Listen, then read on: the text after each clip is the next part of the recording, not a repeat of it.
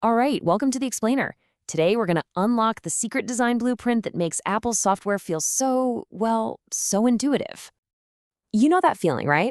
It doesn't matter if you're sending a message or editing a photo or just checking the weather, everything just kind of fits together. It's this seamless vibe that feels like magic. But spoiler alert, it's not magic at all. It is absolutely by design.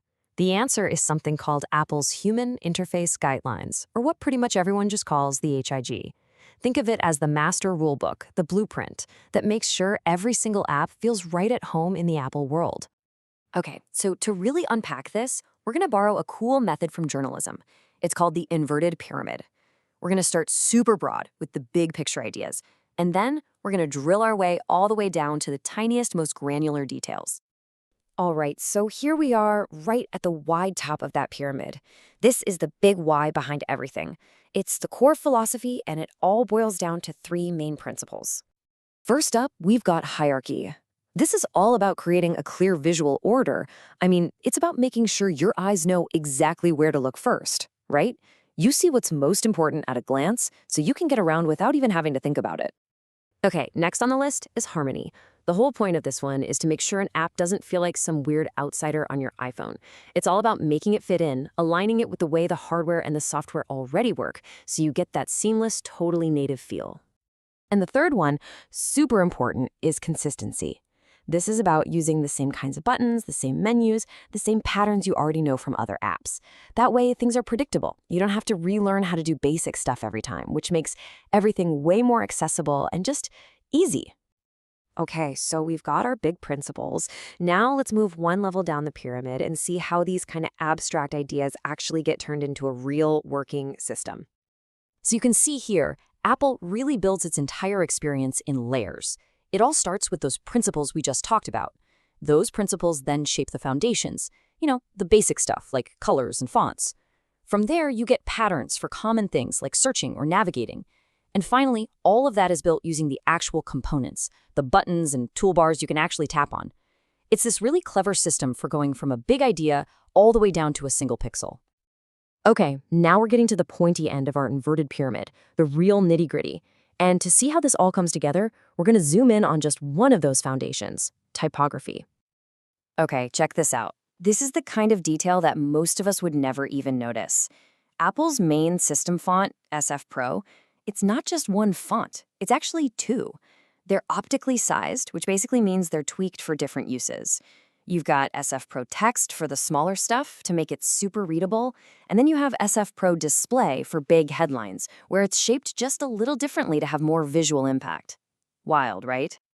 And it gets even deeper. The HIG lays out 11 standard text styles, but what's really clever is how it creates that hierarchy we talked about earlier. Look at this. Both the headline and the body text are 17 points. They're the same size. So how do you know the headline is more important?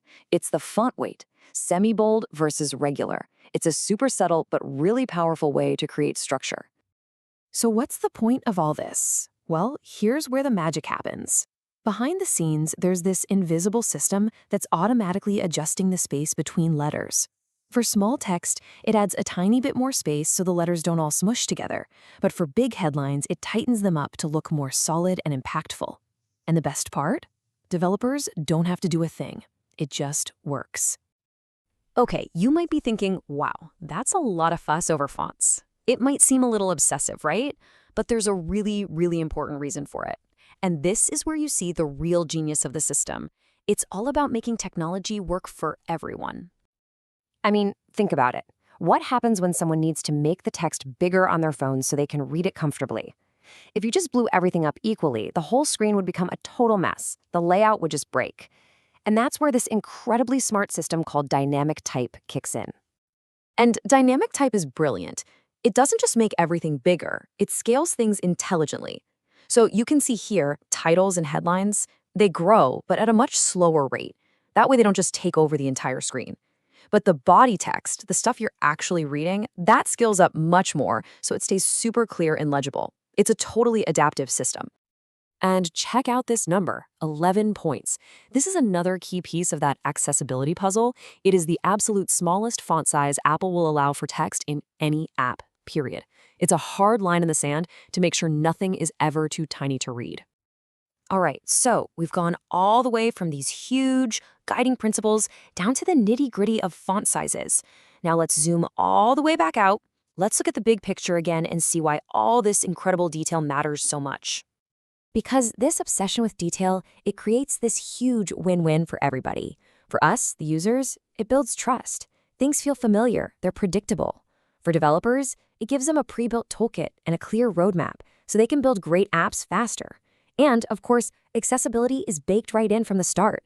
It all leads to this incredible consistency that benefits the whole ecosystem.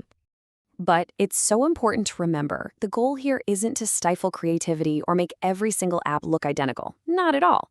It's about providing this super strong, familiar foundation. That way, developers can stop reinventing the wheel and focus their energy on what makes their app special and unique. So the next time you open an app on your phone, I challenge you. Look a little closer. See if you can spot these invisible rules at work. Because once you know what to look for, you'll start seeing this incredible design blueprint hiding right there in plain sight. Thanks so much for watching.